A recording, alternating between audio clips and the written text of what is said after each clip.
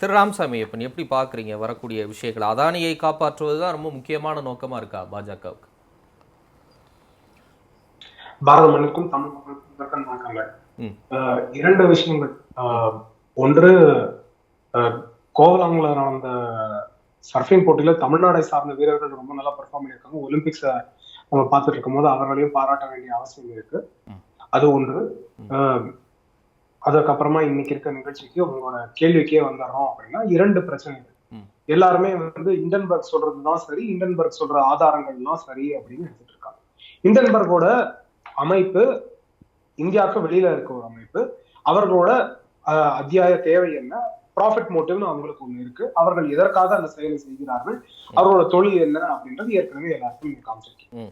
அவங்க quality of report, இந்த இப்போ செபியை பத்தியும் செபியோட தலைமை அதிகாரி அவங்க பத்தின ரிப்போர்ட் வந்து எவ்வளவு குறைவான குவாலிட்டியில இருக்கு அப்படின்னு இந்தியாவில இருக்க ரிசர்ச் ஏஜென்சிஸ் அவங்க கிட்ட இருக்க ஒரு கிராஜுவேட் ஸ்டூடெண்ட் வந்து இன்டர்ன்ஷிப்ல பண்ண ரிப்போர்ட்டோட இது குவாலிட்டி புவரா இருக்கு, ரேண்டமா சும்மா இன்டர்நெட்ல இருந்து சர்ச் எடுத்து போட்ட மாதிரி இருக்கு அப்படின்னு இந்தியாவில இருக்க ரிசர்ச் ஏஜென்சிஸ், நான் நியூட்ரலா பொலிட்டிக்கலா இருக்க எக்கனாமிக் ரிசர்ச் ஏஜென்சி சொன்ன குவாலிட்டி ஆஃப் ரிப்போர்ட் என்ன அப்படின்னு பாருங்க. இல்ல, அப்படி தரக்குறைவான ஒரு அறிக்கையை வெளியிடக்கூடிய நிறுவனம் சொல்லிதான் ஒரு 13 லட்சம் கோடி அதானிக்கு இழப்பு ஏற்படுதா? அவர் உலக பணக்கார வரிசையில ரொம்ப பின்னாடி போகக்கூடிய ஒரு நிலைமை ஏற்படுதா? டெஃபமேஷன் அதுதான். நான் வந்து ஒரு சாதாரண மனிதன், ஆனா நான் ஒரு உயர்ந்த மனிதரை பத்தி நான் வந்து தவறாக ஒரு விஷயம் சொல்லலாம், அந்த விஷயம் வந்து பிரபலமா பரவச்சு யார் சொல்றாங்கன்னு இருக்குல்ல, யாரோ ஒரு மூணாவது மனுஷன் சொல்றதுக்கும் என்னோட எபிலிட்டி வந்து என்ன அப்படின்றது கிடையாது. அந்த இன்ஃபர்மேஷன் வந்து எவ்வளவு ஸ்ப்ரெட் ஆகுது, அதனால பாதிப்பு என்ன அடையுது அப்படின்றது பார்க்க வேண்டிய தேவை இருக்கு. சோ இண்டன்பர்கோட கேப்பபிலிட்டி என்ன அப்படின்றது நம்மளோட நாட்டுல இருக்க ரிசர்ச் அமைப்புகளை நீங்க மதிச்சீங்கன்னா அவங்களோட ஸ்டேட்மெண்ட்ஸ் என்னன்னு நீங்க பாத்துக்கணும். அந்த கம்பாரிசன் எடுத்துக்கலாம். ஒன்று. இரண்டாவது விஷயம், இதே நான் வந்து இண்டன்பர்கோட எபிலிட்டிக்கு ஏன் வரேன் அப்படின்னா, ஒரு ஃபர்ஸ்ட் ஒரு நோட்டீஸ் போகுது செபி கிட்ட இருந்து, ரெண்டாவது ஒரு ஷோகாஸ் நோட்டீஸ் போகுது. அவங்க ஃபர்ஸ்ட் நோட்டீஸ் அவங்க என்ன சொல்றாங்க, நாங்க அது ஸ்பாம்னு நினைச்சு நாங்க அப்படியே விடுறோம், அதுக்கு இன்னைக்கு வரைக்கும் நாங்க பதில் சொல்லல. ரெண்டாவது நோட்டீஸ்க்கு அவங்க என்ன சொல்றாங்க, அப்பேரண்ட் ஷோகாஸ் நோட்டீஸ், ஏன்னா இதுவும் அவங்க செபி கிட்ட இருந்து வந்ததுன்னு அவங்க நம்பல. அப்புறம் ostensibly may have been issued by SEBI, இதுதான் அவங்க பயன்படுத்துற வார்த்தைகள், நான் பயன்படுத்துற வார்த்தை இல்ல. அவர்கள் இன்னும் அது செபின்னு நம்பல. அப்படின்னா ஒரு நம்பகத்தன்மை இருக்கிற ஒரு அமைப்பு, சட்டத்தை மதிக்கிற ஒரு அமைப்பாக இருந்தால் என்ன பண்ணிருக்கலாம், மூன்று விஷயங்கள், மூன்று வாய்ப்புகள் அவர்களுக்கு இருந்து. ஒன்று, முதல்ல செபி தான் அமிச்சாங்களா இல்லையா, அவங்க செபிக்கே அவங்க கம்யூனிகேஷன் இஷ்யூ பண்ணி இது நீங்க தான் அமிச்சிங்களா இல்லையா எங்களுக்கு தெரியல, இந்த மாதிரி ஸ்பாம் ஃபில்டர்ல வந்திருக்கு, எங்களால இதை நம்ப முடியல, இது செபி கிட்ட இருந்து வந்ததுன்னு எங்களுக்கு நம்பிக்கை கிடையாது, இது உங்ககிட்ட இருந்தா வந்திருக்கா இல்லையா நீங்க அஷூரன்ஸ் கொடுங்க அப்படின்னு அவங்களோ இல்ல அவர்களோட வழக்கறிஞர்களோ அதற்கு பதில் கொடுத்திருக்கலாம், கொடுத்து அது சரி பார்த்திருக்கலாம். அவர்கள் சரி பார்க்கவில்லை. ஒன்று.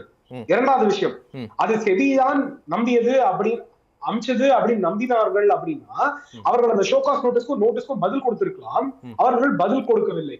அவர்கள் அதற்கு பதிலாக பொது தளத்தில் எக்ஸ் தளத்தில் அவங்க ஒரு ரிப்போர்ட்டை ஃபைல் பண்றாங்க. மூன்றாவது வாய்ப்பு, அது செபியே கொடுக்கல, செபிக்கு கொடுக்கறதுக்கு ஜூரிஸ்டிக்ஷன் இல்லை, ஏன்னா இவங்க இண்டன்பர்க் வந்து வெளிநாட்டு நிறுவனம், அவர்கள் வந்து இவங்களோட டெரிட்டோரியல் ஜூரிஸ்டிக்ஷனுக்குள்ள வரல, இவங்க கண்ட்ரோல் பண்ற எக்ஸ்சேஞ்சில் அவங்க ட்ரேட் பண்ணல, இன்வெஸ்ட் பண்ணல, பணப்பரிமாற்றம் இல்ல, அதனால இவங்களுக்கு ஜூரிஸ்டிக்ஷன் கிடையாது அப்படின்னா நீதிமன்றத்துக்கு வந்து உங்க நாட்டுல இருக்க ஒரு அமைப்பு ஜூரிஸ்டிக்ஷன் இல்லாம தவறாக எங்கள் மீது பழி சுமத்துகிறார்கள், குற்றம் சாட்டுகிறார்கள், எங்களுக்கு வந்து ஒரு நோட்டீஸ் அமைச்சிருக்காங்க, அந்த நோட்டீஸை வாபஸ் வாங்க வைங்க, அந்த நோட்டீஸை குவாஷ் பண்ணுங்க, அப்படி நீதியை நிலைநாட்டுற அமைப்பாக இருந்தா, சரியான அமைப்பா இருந்தா செய்திருக்க வேண்டும்.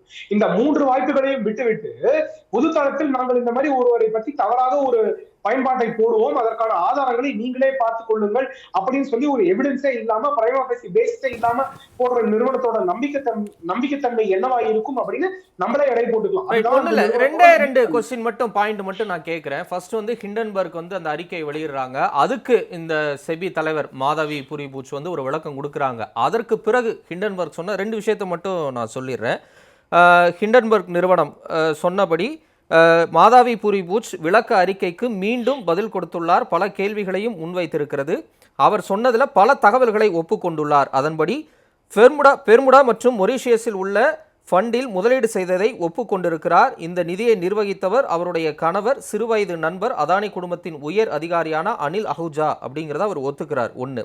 ரெண்டாவது, மாதவி பூச் 2017ஆம் வருஷம் செபியில் நியமிக்கப்பட்ட போது அவர் தொடங்கிய 2 கன்சல்டிங் நிறுவனங்களிலும் அவர் தொடர்பு துண்டிக்கப்பட்டதாகவும் அவரது கணவர் 2019ஆம் ஆண்டு முதல் அதை நடத்தியதாகவும் கூறியிருக்கிறார். ஆனால் 2024 மார்ச் 31ஆம் தேதி நிலவரப்படி அகோரா அட்வைசரி லிமிடெட் நிறுவனத்தில் 99% பங்குகளை மாதாவி பூச் பெயரில் தான் உள்ளது, அவருடைய கணவர் பெயரில் இல்லை. அந்த நிறுவனம் இன்னும் செயல்பட்டு வருகிறது, வருவாய் ஈட்டி வருகிறது அப்படிங்கிறத அவங்க ரிசர்ச்சில் சொல்றாங்க. அப்ப இவங்க கொடுத்த பதில்ல இருந்து அவங்க நிறைய கொஸ்டின் பண்றாங்கல்ல, இதெல்லாம் வந்து ஒரு லாஜிக்கலா இல்லையா, ஒரு ஃபேக்சுவலா இல்லையா, அதை எப்படி பாக்குறீங்க? இல்ல, ஏன்னா நான் அதுக்கே போகல. என் நாட்டுல என்னோட உச்சநீதிமன்றம் ஒரு 6 மெம்பர் கமிட்டி ஒண்ணு அமைத்தது. 6 மெம்பர் கமிட்டியில இது என்ன, ஓய்வு பெற்ற உச்சநீதிமன்ற நீதிபதி ஏ.எம். சப்ரே, கே.வி. காமத் அவர்கள், நந்தன் நீலகேணி போன்றவர்கள் பலர் இருந்திருக்காங்க. 6 பேர் இருந்திருக்காங்க. அந்த 6 பேர் இருந்த கமிட்டியில அவர்கள் வந்து அதானி, இண்டன்பர்க் இந்த 2 அமைப்புகளும் கொடுக்கப்பட்ட இண்டன்பர்கோட முதல் ரிப்போர்ட், அதானி அதற்கு கொடுத்த விளக்கம், இது ரெண்டுமே பிளேஸ் பண்ணப்படுது. அவர்களோட ரிசர்ச் பண்றாங்க. அவங்க உச்சநீதிமன்றத்துக்கு என்ன ரிப்போர்ட் தராங்க? நான் செபியோட ரிப்போர்ட்டுக்கு போல. செபியோட ரிப்போர்ட் நீங்க பார்ஷியல்னு கூட வச்சுக்கோங்க. அது வந்து கான்ஃபிளிக்ட் ஆஃப் இன்ட்ரெஸ்ட் இருந்தது, இவர்கள் தவறாக கொடுத்தார் அப்படின்னு ஒரு நம்பிக்கையோடய நம்ம இருந்திருப்போம், ஒரு ஹைபோதசிஸ், ஒரு ஒரு ஆக்னஸ்டிக் பொசிஷன்லயே. ஆனா ஒரு உச்சநீதிமன்றம் அமைத்த 6 நபர் குழு, அதுல கே.வி. காமத் போன்றவர்கள், நந்தன் நீலகேணி போன்றவர்கள் இருக்காங்க, உச்சநீதிமன்ற ஓய்வு பெற்ற நீதிபதி ஏ.எம். சப்ரே அவர்கள் இருக்காங்க. அவங்க கொடுத்த ரிப்போர்ட் என்ன? அவங்க கொடுத்த ரிப்போர்ட் இதுல நம்பகத்தன்மை இருக்கிற மாதிரி எதுவும் இல்ல. இந்த ரிப்போர்ட்டை வந்து நம்ம நம்பிக்கை எடுக்கணும். No evident pattern of manipulation அப்படிங்கிற பயன்பாடு. இல்ல ராமசாமி, அப்ப நீங்க வந்து இல்ல ஓகே, எனக்கு புரியுது. இல்லங்க, நீங்க எந்த இடத்துக்கு வரீங்கன்னா, இல்ல நீங்க ஒரே நிமிஷம் சார், ஒரே நிமிஷம். இல்ல, உச்சநீதிமன்ற தீர்ப்பை எதிர்த்து இதே வலதுசாரிகளும் பாஜகவினரும் பலரும் பேசியிருக்கிறாங்க, அது விட்டுருவோம். நம்ம நாட்டை உச்சநீதிமன்றத்தை நம்ம மதிக்கிறோம், அதெல்லாம் பிரச்சனை இல்லை. இங்க வந்து செபியை பத்தியோ இல்ல ஹிண்டன்பர்குடைய கேள்விகள் கேட்கப்பட்டாலே உடனே நம்ம நாட்டை நான் நம்புறேன், நம்ம உச்சநீதிமன்றத்தை நான் நம்புறேன், நம்ம நாட்டு ஏஜென்சியை வந்து என் மேல நம்பிக்கை இருக்கு, அதனால அவங்க சொல்றாங்க ஹிண்டன்பர்கோட குவாலிட்டி என்ன, அவங்களுடைய தரம் என்ன அப்படின்னு. எதுக்கு நம்ம நாட்டினுடைய அந்த இடத்துக்கு ஏன் நம்ம வரோம்? நம்ம நாட்டின் மீதான பெருமிதம் நமக்கு இருக்கு, அது வேற ஏரியா. இங்க கொஸ்டினுக்கு ஆன்சர் கரெக்டா சொல்லப்பட்டிருக்கா, அவங்க வச்சிருக்கக்கூடிய குற்றச்சாட்டுகளுக்கு ரொம்ப பதில் இருக்காங்கறதா மேட்டர். தம்பி தமிழரசோட ரிப்போர்ட் தமிழ்நாடு கவர்மெண்ட் எப்படி பெர்ஃபார்ம் பண்ணுதுன்னு கொடுத்தா நான் அந்த ரிப்போர்ட் எடுத்துப்பேன். பிபிசில இருந்து, லண்டன்ல இருந்து ஒருத்தர் கொடுத்தா அந்த ரிப்போர்ட் நான் எடுத்துக்க மாட்டேன். ரொம்ப simple.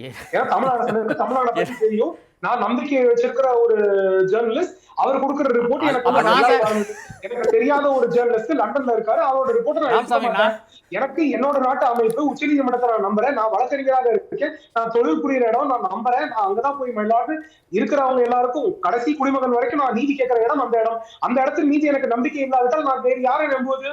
Ramasamy, I very hurt. சரி, ஓகே, நான் வரேன்.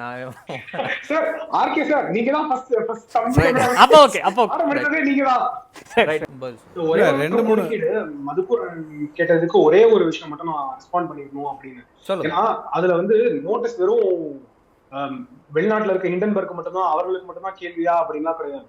செபி நிறுவனமே, அதுக்கப்புறம் உச்சநீதிமன்றம் அமைத்த தனி குழு, இவர்கள் இருவருமே ஷோகாஸ் நோட்டீஸ் அதானிக்கு அமைச்சிருந்தாங்க. செபி வந்து 26 ஷோகாஸ் நோட்டீஸ் அதானியோட வெளிநாட்டு நிறுவனங்களுக்கு அமைச்சிருக்கு, 24 ஷோகாஸ் நோட்டீஸ் இந்தியாவில் இருக்க நிறுவனங்களுக்கு அமைச்சிருக்கு. இதோட ரிப்போர்ட்ஸ், அது கொடுத்த ரிப்ளை, இதெல்லாத்தையும் உச்சநீதிமன்றத்தில் தாக்கல் பண்ணியிருக்காங்க. 13 இன்வெஸ்டிகேஷன்ஸ் இன்னும் பெண்டிங்கா இருக்கு அப்படின்னு அவங்க போன வருஷமே ரிப்போர்ட் பண்ணியிருந்தாங்க. அதுல இன்னும் 2 இன்வெஸ்டிகேஷன் ஆன் கோயிங், இன்னும் ரிப்போர்ட் ஃபைனலைஸ் ஆகலன்ற ரிப்போர்ட் இன்னைக்கு வரைக்கும் இருக்கு பொசிஷன். அதானியை யாரும் இன்வெஸ்டிகேட் பண்ணாம இல்ல. இந்தியாவில வந்து ஒரு பெரிய நிறுவனம், ஒரு தனி நிறுவனம் அப்படின்னு எந்த நிறுவனம் வந்தாலும் போனாலும் இந்தியாவில இருக்க எக்கானமி சர்வே ஆகும், இங்க இருக்க ரீட்டைல் மார்க்கெட் ஸ்ட்ராங்கா இருக்கு. என்னதான் ரிப்போர்ட் பண்ணாலும் இன்னைக்கு வந்து வேர்ல்ட் மார்க்கெட் குறைஞ்சிருந்தாலும் இந்தியாவோட மார்க்கெட் இன்னைக்கு நல்லா தான் பெர்ஃபார்ம் பண்ணிட்டு இருந்துச்சு. சோ அதனால ஒரு நிறுவனம்னால இந்தியா கிடையாது. ஒன்று. இரண்டாவது விஷயம், எல்லாருமே இத வந்து கேள்வி கேட்கும் போது ஹிண்டன்பர்கோட ரிப்போர்ட், ஹிண்டன்பர்க் கேள்வி கேட்டாங்கன்னு இல்ல, எல்லா அத்தியாவசிய விஷயங்களும் இந்தியா ரொம்ப முக்கியம். எனக்கு ரொம்ப நம்பிக்கை என்னன்னா எதிர்கட்சி தலைவர் அதை பத்தி எல்லாம் டெய்லி கேள்வி கேட்பாருன்னு. ஆனா எதிர்கட்சி தலைவர் அதெல்லாம் பத்தி கேள்வி கேட்கல. தப்பான ஒரு எக்ஸாம்பிளை பத்தி, கிரிக்கெட் மேட்சை பத்தி ஒரு தப்பான சிமிலியை கொடுத்துருவாரு. அதுக்கப்புறம் அதுல வந்து ஒரு தப்பான கேள்வியை வந்து ஹிண்டன்பர்க பத்தியும் அதானியை பத்தியும் வைப்பாரு. ஆனா அத்தியாவசிய தேவைகளை பத்தி, தமிழ்நாட்டுல நடந்த பிரச்சனைகளை பத்தி, இங்க நடக்கிற ரேஸை பத்தி, இங்க இருக்க சப்ஸ்டான்சியல் ஃபண்டிங்கை பத்தி, டான்ஜெட் கோல இருக்க ப்ராஃபிட் மேக்கிங்கை பத்தி, இதை பத்தி எல்லாம் என்னோட எதிர்கட்சி தலைவர் கேட்க மாட்டேங்கிறாரு. வருத்தம் இருக்கு.